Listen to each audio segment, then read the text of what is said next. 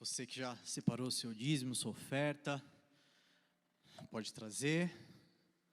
E você que está aí na sua casa também, fique à vontade para contribuir através do depósito em conta, do PagSeguro. E assim nós entendemos que a obra do Senhor ela é mantida, não porque Ele precisa de nós, mas que de fato nós reconhecemos quem Ele é e nós devolvemos uma pequena parte de tudo que Ele tem nos dado. Amém? Você pode se assentar. Dia quente hoje, a gente tem usado aí as máscaras para manter todos os protocolos, estamos mantendo o distanciamento. É muito bom ver vocês aqui, a gente poder retornar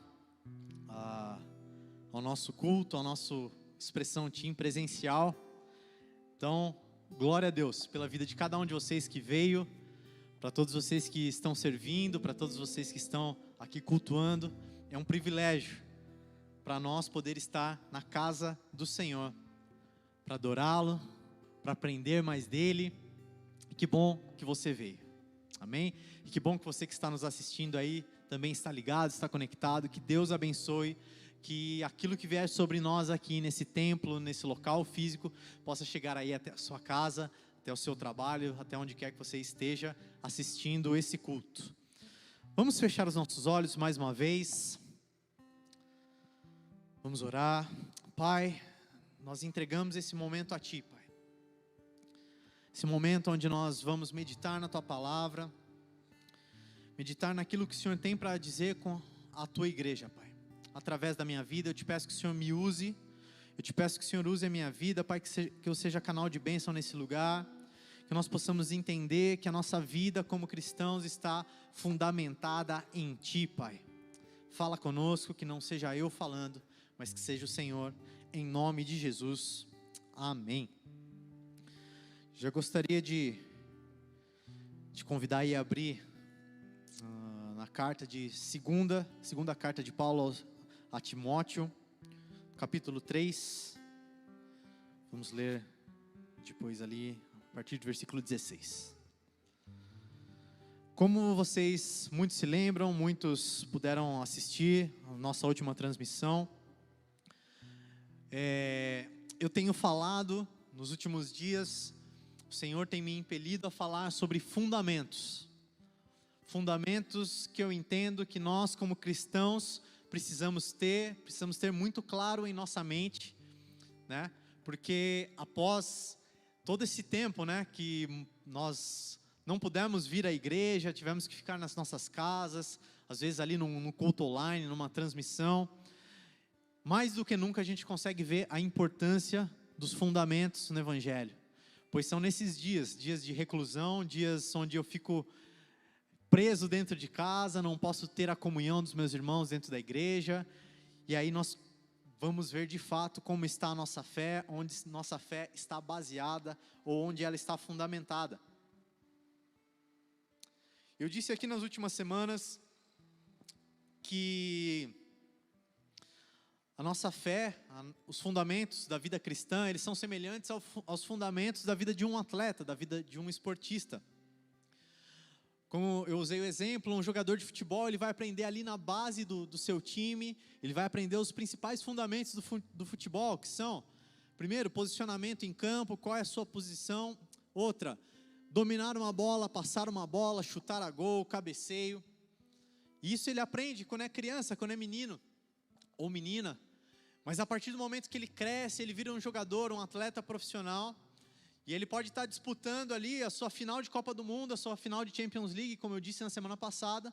Os fundamentos ele vai treinar a semana toda, ele pode estar disputando a final de Copa do Mundo, que nos treinamentos ali ele vai estar treinando finalização, chute a gol, cobrança de pênalti. Então nós entendemos que os fundamentos são muito importantes. Não quer dizer que eu aprendi uma vez e bastou. Eu aprendi uma vez e eu vou precisar treinar e praticar dia após dia. Isso vai acompanhar toda a carreira do atleta, seja no esporte que for. Seja no esporte de luta, seja no esporte com bola, de natação, enfim, atletismo. Os fundamentos são a base e eles vão acompanhar a carreira desse atleta, seja uma carreira vitoriosa ou não. Ele vai precisar treinar os fundamentos. E esses treinamentos os fundamentos são treinados à exaustão, até não conseguir mais. Eles treinam, vão treinar o passe a gol, treinar o posicionamento do companheiro, para que na hora do jogo, na hora da pressão, na hora da final do campeonato, aquela atitude seja automática na vida dele, aquele posicionamento seja automático para ele. Então nós falamos isso na última semana. Da mesma forma, os fundamentos cristãos, eles acompanham a nossa vida, por toda a nossa trajetória. Então, se você aprendeu quando criança, se você aprendeu quando adolescente, se você aprendeu na sua conversão, logo que você chegou à igreja, eu te digo, você vai precisar treinar e buscar treinar esses fundamentos cristãos todos os dias da sua vida, para que na hora que vier a tribulação, a dificuldade, a enfermidade, você esteja preparado, seu corpo, sua mente estejam condicionados, baseados e fundamentados nos fundamentos aqui do Evangelho. Na semana passada, nós falamos sobre a oração. Nós falamos ali sobre 10 pontos para melhorar a nossa vida de oração. Na semana anterior, através da live, nós também falamos sobre fé e oração. Fé e amor, perdão. E hoje nós vamos dar continuidade. E o tema da nossa palavra de hoje é 8 motivos por que devo ler a Bíblia. Então nós falamos sobre oração na semana passada, hoje nós vamos falar sobre a leitura da palavra de Deus, amém? Quem crê que a Bíblia é a palavra de Deus? Amém? Vocês estão aí, gente? Amém? Quem crê que a Bíblia é a palavra de Deus? Glória a Deus, nós cremos nisso, nós cremos que a Bíblia é o nosso manual de prática e o nosso manual de fé, e nós caminhamos segundo as ordenanças, as instruções que estão contidas nela. Então vamos lá, se nós vamos falar de Bíblia hoje, né, leitura da palavra, então peço que você esteja com a sua Bíblia na mão, com o seu bloco de notas aí no celular ou papel e caneta para ir anotando os pontos, porque são itens muito importantes, não se limitam, é claro, a 8 pontos, mas nessa mensagem de hoje, para a gente não se estender muito, listei aqui 8 motivos por que devo ler a Bíblia. Então o primeiro texto, e nós vamos usar bastante a Bíblia para ver que ela mesma se justifica, ela diz que nós devemos lê-la, está lá em 2 Timóteo, capítulo 3, versículo 16, primeiro motivo pelo qual eu devo ler a Bíblia, a Bíblia é inspirada por Deus, vamos ler esse texto, 2 Timóteo 3, 16 e 17, toda a Escritura é inspirada por Deus, útil para o ensino, a repreensão, a correção, para a instrução na justiça, para que o homem de Deus seja apto e plenamente preparado para toda boa obra. Então quer dizer, a Bíblia, ela não é mais um livro qualquer, a Bíblia não é um livrinho de história. Nós lemos aqui que toda a Escritura, toda a palavra, toda a Bíblia, ela é inspirada por Deus. Deus usou homens inspirados por Ele para escrever. E aí às vezes a gente, pegando só um gancho aqui, às vezes a gente não dá tanto valor, né, para a nossa Bíblia. Nossa Bíblia fica muito mais jogada lá num canto de casa, pegando poeira. Se você parar para pensar que isso aqui é inspiração divina, Deus usou pessoas, Deus usou homens para falar comigo e com você. Muitas pessoas dizem que a Bíblia ela é mais atual do que o jornal dessa manhã. Ela é totalmente atual para as nossas vidas. Então se você parar para refletir, foi totalmente inspirada por Deus. Outro ponto, quantas pessoas sofreram e morreram para que você pudesse ter acesso a uma Bíblia hoje na sua mão. E às vezes você não dá valor a isso. Quantas pessoas que traduziram, escreveram em outras línguas, replicaram ali os textos, e muitas vezes nós temos 2, 3, 4 Bíblias em casa e nós não lemos. Porque se a gente entender que a Bíblia é só mais um livro de história, é assim que a gente vai tratar ela. Mas não, a Bíblia é um livro inspirado por Deus, onde Deus usou homens para falar com as nossas vidas. Então o primeiro ponto, porque eu devo crer, porque eu devo ler a Bíblia, porque ela é inspirada por Deus. Não é a história de um homem, não é a história de uma mulher. Ela é inspirada pelo próprio Deus. Amém? Glória a Deus. Abra lá, Evangelho de João, capítulo 5, versículo 39, a parte B do versículo. Vamos lá, exercitando a Bíblia. Paulo fala, a Timóteo que o obreiro ele deve se apresentar de forma correta e manejando bem a palavra de Deus. Então nós devemos aprender, não importa se você é criança, adolescente, jovem, que você saiba manejar bem aí a sua espada, a palavra de Deus. João capítulo 5, versículo 39, a parte B do versículo.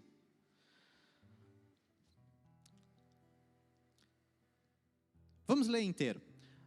Jesus falando ali aos doutores da lei: vocês estudam cuidadosamente as Escrituras, porque pensam que nela vocês têm a vida eterna. Parte B: e são as Escrituras que testemunham a meu respeito. Segundo ponto, segundo motivo pela qual nós devemos ler a Bíblia. A Bíblia testemunha a respeito de Jesus. A base da nossa fé, a base da nossa salvação está em crer que Jesus, sendo Deus, abriu mão da sua glória, se fez como homem, como eu e como você, desceu essa terra, tomou essa forma de homem, levou sobre si os nossos pecados, o meu pecado e o seu pecado foram colocados todos sobre Jesus. Ele levou os nossos pecados e morreu na cruz do Calvário. E a Bíblia toda testemunha sobre Jesus. A Bíblia toda, assim como a carta de Paulo aos Efésios fala que nós hoje possamos fazer tudo convergir a Jesus Cristo, nós olhamos para a palavra, nós olhamos para a Bíblia e nós vemos que o Antigo Testamento aponta para Jesus Cristo, o Novo Testamento mostra a obra e a ressurreição de Jesus Cristo e mostra a nossa esperança futura, que é um dia estarmos com Ele todo o tempo, sem interrupção, adorando a Ele. Então, a Bíblia, ela testemunha a respeito de Jesus. Se você crê em Jesus, se você diz ser um cristão, um salvo, você entende que a palavra, que a Bíblia, ela fala sobre Ele, ela aponta para Jesus. Esse é o nosso segundo motivo pelo qual nós devemos ler a Bíblia. Terceiro motivo, Salmo 119, versículo 105. Nosso terceiro motivo pelo qual nós devemos ler a Bíblia eu devo ler a Bíblia para não me perder. Vamos lá, quero ver você procurando aí, Salmo 119, o maior capítulo.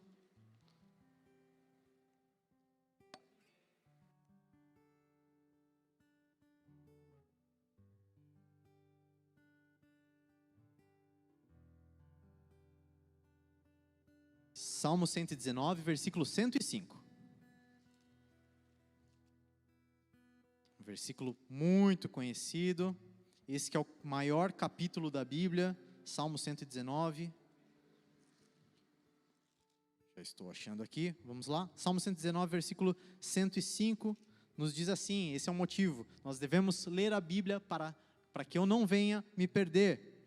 Diz assim: a tua palavra é lâmpada que ilumina os meus passos e luz que clareia o meu caminho. Se eu leio a palavra, se eu busco no Senhor, se eu medito na palavra, eu entendo que eu não ando no escuro. Eu conheço o caminho pelo qual eu ando.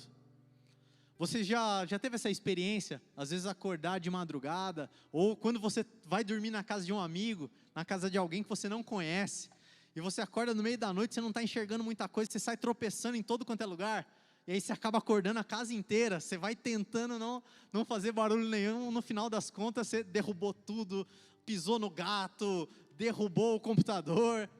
É exatamente isso. Quando nós não estamos baseados na palavra de Deus, nós andamos no escuro, nós não sabemos qual é o caminho que nós devemos trilhar. E a partir do momento que eu medito na palavra, que eu busco o Senhor através da palavra, eu tenho luz para o meu caminho, eu enxergo aonde eu estou pisando, eu enxergo para onde eu estou indo. Então, se você não quer andar em escuridão na sua vida, se você quer enxergar os caminhos da sua vida, por onde você está andando, leia a Bíblia. Vocês estão me acompanhando? Estão entendendo a importância de ler a palavra do Senhor? Amém? Vamos lá, para a gente não demorar. Quarto motivo. Salmo 119, vamos voltar lá para o versículo 9, 10 e 11. Eu devo ler a Bíblia para não pecar. Salmo 119, versículo 9, 10 e 11. Como pode o jovem manter a sua conduta, vivendo de acordo com a tua palavra?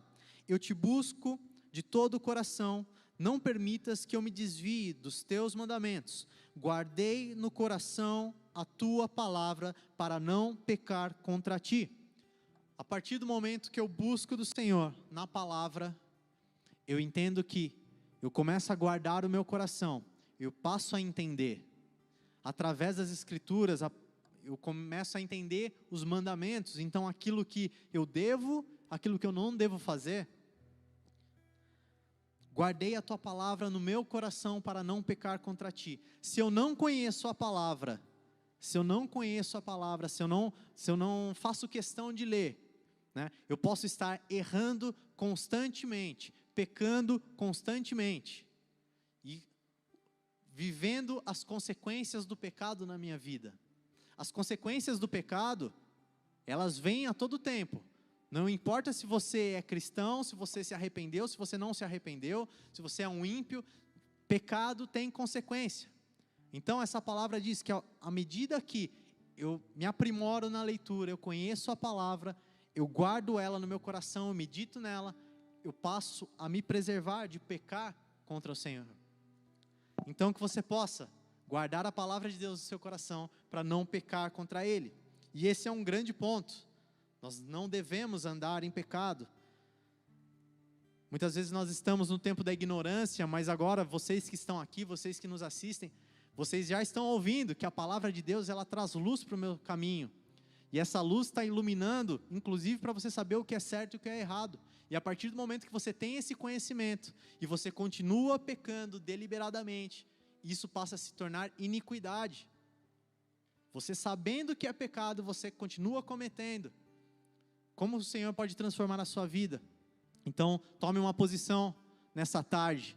Se há alguma área na sua vida que você ainda não conseguiu vencer o pecado, para reparar. Como é que tem andado a sua vida de meditação na palavra? Poxa, Ivan, mas aquela área eu caio todas as vezes, eu peco constantemente, parece que eu não consigo vencer. Uma grande dica é, medite na palavra do Senhor. Você vai ver a força que isso vai dar para o seu interior, para guardar o seu coração e para você se desviar do pecado. Vamos avançar. Abre lá em Atos 17, versículo 11. De Atos 17, versículo 11. Mais um motivo para lermos a Bíblia, que é o nosso quinto motivo, é para não ser enganado. Atos 17, 11. Os bereanos eram mais nobres do que os tessalonicenses, pois receberam a mensagem com grande interesse, examinando todos os dias as Escrituras, para ver se tudo era assim mesmo. Isso aqui é interessante demais. Aqui ele fala desse povo, dos bereanos. Esse povo conheceu a palavra do Evangelho, conheceu a palavra de Jesus, e à medida que aquilo era pregado, eles iam e olhavam nas Escrituras para ver se não estavam mentindo para ele. Isso é tão atual. Às vezes nós podemos ver mensagens, sermões, que são totalmente baseados em histórias e não estão baseados na palavra. Se você não conhece a palavra, qualquer pessoa que chega para você falando que está pregando, você pode estar acreditando em uma mentira, você pode estar sendo enganado, e à medida que você conhece a Bíblia, você não é enganado mais. Então, conheça a palavra de Deus para evitar. Nós sabemos que existem boas e más pessoas em todos os lugares, e mesmo se você encontrar, a palavra fala que mesmo se descer um anjo do céu e quiser pregar uma palavra diferente esse evangelho, que vocês não devem acreditar. Então, se chegar alguém falando uma besteira para você, falando que você não precisa honrar o seu pai e sua mãe, não dá valor para o seu pai, para que a sua mãe fala. Nós sabemos que isso vai totalmente contra a palavra, mas se você não conhece a palavra, como é que você vai refutar? Você vai passar a acreditar nessa pessoa. Então você deve ler a Bíblia para não ser enganado. Amém? 6º ponto. Volte lá para Provérbios.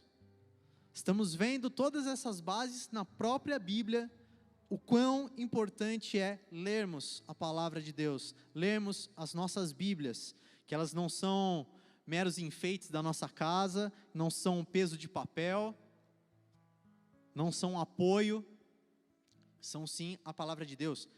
Provérbios capítulo 3, versículos 1 e 2.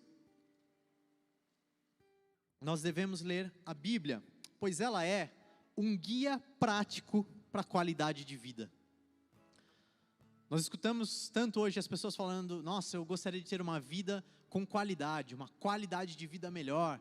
Então, praticar esportes, me alimentar melhor, ter mais saúde, não ter doenças. Vamos ler aqui, Provérbios capítulo 3, versículo 1 e 2. Meu filho, não se esqueça da minha lei, mas guarde no coração os meus mandamentos, pois eles prolongarão a sua vida por muitos anos, lhe darão prosperidade e paz. Nós com os adolescentes, né, com os meninos, nós estamos fazendo treinamento, aí aprendendo a ser homem com provérbios, e nós estamos vendo, né, que aqui são os conselhos da sabedoria, e ele faz um paralelo com a sabedoria dizendo, e nós podemos tirar isso aqui como próprio Deus nos ensinando, meu filho, não esqueça a minha lei, mas guarde no seu coração. Não esqueça aquilo que a Bíblia diz, mas guarde no seu coração. Por quê? Olha o que ele nos garante aqui, a qualidade de vida. Prolongarão a sua vida, ou seja, fala de longevidade. Quem tem longevidade, vive mais tempo, vive com saúde, né? Guarda a sua vida ali de enfermidades, de doenças, então vive mais tempo. Lhe darão prosperidade. Essa prosperidade não pode ser financeira também, pode ser em todas as áreas, a ausência da necessidade, então você ter uma vida boa, uma vida próspera, e lhe darão a paz.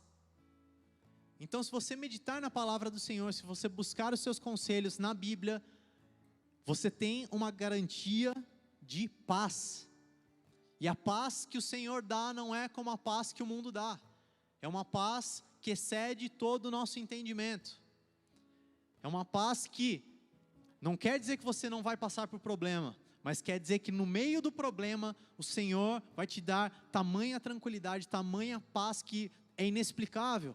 Às vezes você fazendo uma prova que é muito difícil, e você estudou, você fez a sua parte ali, então você ora, e o Senhor vem e te dá a paz para fazer aquela prova. Você que já trabalha, você pode estar passando por um momento muito difícil no seu trabalho, na iminência de ser mandado embora, porque muitas pessoas estão sendo cortadas nesse tempo de coronavírus, mas o seu coração, ao contrário de todos os seus colegas, está em paz. A partir do momento que eu medito na palavra, que eu guardo esses mandamentos no meu coração, eu tenho propriedade para usufruir disso, de tudo que o Senhor nos diz. Então, eu devo meditar na palavra, eu devo ler a Bíblia, porque ela é um manual, ela é um guia prático para a nossa vida, para nós termos qualidade de vida. Nós vivermos mais, nós vivermos melhor, nós vivermos em prosperidade e em paz. Amém? Vamos lá, 7º e penúltimo motivo. Josué, capítulo 1, um texto muito conhecido. Temos andado aí, Antigo e Novo Testamento, e nós encontramos, dentre tantas, estamos listando aqui 8 bases, porque devemos ler a Bíblia. Josué capítulo 1, versículo 8. O 7º motivo é, eu devo ler a Bíblia para tomar posse das promessas que Deus tem na minha vida. Eu devo ler a Bíblia mais uma vez para tomar posse das promessas. Vamos ler aqui, Josué capítulo 1, versículo 8. Não deixe de falar as palavras desse livro da lei, e de meditar nelas Só de vez em quando? É isso que está aí na sua Bíblia? O que está escrito aí? Dia e noite, meditar nelas de dia e de noite, para que você cumpra fielmente tudo que nele está escrito. Só então os seus caminhos prosperarão e você será bem-sucedido. Vamos só avançar, versículo 9. Deus falando a Josué: não fui eu que lhe ordenei, seja forte e corajoso, não se apavore, nem desanime, pois o Senhor, o seu Deus, estará com você por onde quer que você andar. A palavra, a Bíblia, ela é repleta de promessas para as nossas vidas, nos dias de hoje. Nos dias de hoje, ela é repleta de promessas. E uma vez que eu não conheço, uma vez que eu não leio a palavra, que eu não medito nela de dia e de noite, eu não consigo me apropriar disso. A palavra me diz, por exemplo, que o justo não mendigará o pão. Ou seja, você pode passar pela dificuldade que for, vivendo em justiça, vivendo em amor e devoção ao Senhor, você tem essa garantia. Você pode invocar isso do Senhor. Isso não é colocar Deus contra a parede, porque essa palavra já foi liberada, e essa bênção já é liberada sobre a sua vida. Só que a partir do momento que eu não conheço a Bíblia, a partir do momento que eu não conheço nem as bênçãos que já estão liberadas sobre mim, como é que eu vou me apropriar disso? Eu preciso conhecer para falar: Senhor, eu me aproprio daquilo que o Senhor já liberou no mundo espiritual sobre a minha vida. E o Senhor diz que o justo não mendigará o pão. Então eu devo ler a Bíblia para tomar posse das promessas. Deus lembra aqui Josué: não fui eu quem lhe ordenei. E ele fala para meditar na palavra dia e noite. Deus já tinha feito toda uma promessa ali para o povo hebreu. Então, se Josué meditasse e olhasse todas as escrituras, aquilo que foi falado a Moisés: vocês vão herdar a terra que eu lhes prometo, uma terra que mana leite e mel, ele deveria ficar amedrontado ou não? Não. Ele já sabe qual é a promessa, ele já sabe que ele tem uma promessa de vitória na vida dele, e é assim sobre a sua vida. Você tem uma promessa sobre a sua vida. A Bíblia tem diversas promessas sobre qualidade de vida, sobre o seu relacionamento, sobre o seu trabalho, sobre o seu casamento, sobre o seu ministério. Mas será que você conhece essas promessas para se apropriar? Então esse é mais um motivo pelo qual nós devemos ler a Bíblia. E o nosso oitavo e último motivo por qual nós devemos ler a Bíblia abra lá na carta de Paulo aos Romanos, para finalizarmos, capítulo 15.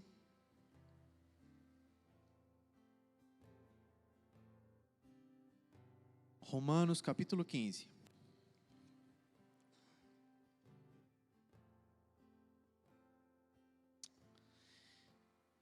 O oitavo motivo é porque a palavra, a Bíblia, é a nossa fonte de esperança. A Bíblia eu devo ler a Bíblia, porque a Bíblia é uma fonte inesgotável de esperança. Romanos capítulo 15, versículo 4. Pois tudo o que foi escrito no passado, foi escrito para nos ensinar, de forma que, por meio da perseverança e do bom ânimo procedentes das Escrituras, mantenhamos a nossa esperança. Tudo quanto foi escrito no passado serve para nós entendermos que nós devemos ter esperança. Se você abrir lá no Evangelho de Mateus, ali no capítulo 24, que fala do final dos tempos, no versículo 13, ele fala assim: aquele que perseverar até o fim será salvo. A palavra, a Bíblia que nós lemos, o nosso manual de prática e fé, ele já fala sobre o seu e o meu destino. Ele fala para aquele que perseverar será salvo. Nós conhecemos também em João 3,16, porque Deus amou o mundo de tal maneira que deu seu Filho unigênito para que todo aquele que nele crê não pereça, mas tenha a vida eterna. Então a Bíblia é uma fonte inesgotável de esperança. Não importa o que você está passando, não importa o que está acontecendo na sua casa, com seus pais, com seus familiares, com você mesmo, nós temos a esperança. Como eu e a Sara nós costumamos dizer, se tudo der errado aqui nesse mundo, para nós, que temos a nossa salvação, que temos Jesus Cristo, já deu tudo certo. nós temos a esperança de um dia estarmos com Ele, estarmos adorando a Ele, aquele que era, aquele que é, aquele que há de vir, e um dia nós vamos estar junto com os anjos, cantando: Santo, Santo, Santo é o Cordeiro que venceu, aquele que foi morto, mas aquele que ressurgiu como um leão. Então a Bíblia é a nossa fonte de esperança. Ela é a fonte de esperança para todas as circunstâncias da sua vida, e também é a fonte de esperança para o seu destino, para onde você vai morar. Não para esse tempo dessa terra, mas para onde você vai morar, para onde você vai passar a sua eternidade. Então, recapitulando, só para você que não anotou, se quiser anotar aí, os 8 motivos pelo qual eu devo ler a Bíblia, você deve ler a Bíblia. Primeiro, ela é inspirada por Deus. Segundo, ela testemunha a respeito de Jesus. Terceiro, para nós não pecarmos. Terceiro, para eu não me perder. Quarto, para nós não pecarmos. Quinto, para não ser enganado. Sexto, porque ela é um guia prático de qualidade de vida. Sétimo, para tomar posse de todas as promessas que estão contidas nela. E oitavo, porque ela é uma fonte de esperança para a minha e para a sua vida. Amém? Você crê na palavra? Você crê na Bíblia? Vamos fazer um negócio? Pega a sua Bíblia aí, você que está com ela. Te pedir que abrace a sua Bíblia aí agora. Coloca ela perto do coração, abraça ela, aperta ela bem apertada. Feche seus olhos. Medite nisso. Saiba que essa Bíblia que você está segurando, pode ser até no seu celular, mas essa Bíblia que você tem acesso hoje, pessoas pagaram um preço, muitas vezes um preço com a própria vida, para que ela pudesse estar no meu colo, no meu peito agora. Pai, eu te agradeço.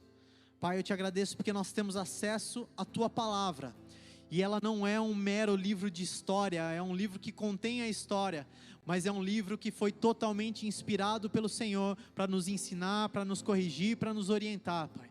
Que o Senhor nos leve a esse lugar de busca incessante, de meditar nas Tuas Escrituras, de meditar na Palavra, de meditar na nossa Bíblia, dia e noite, para que nós não venhamos a pecar contra Ti, para que nós não venhamos a ser enganados, para que nós possamos nos apropriar de todas as promessas que o Senhor tem para as nossas vidas, e cremos na esperança que o Senhor tem, na esperança daquilo que o Senhor reservou para as nossas vidas. Pai, que o Senhor coloque na vida de cada adolescente, de cada jovem, de cada irmão que está assistindo essa transmissão, ou que está aqui presencialmente, um desejo pela leitura, um desejo pela meditação nas Escrituras Sagradas, Pai.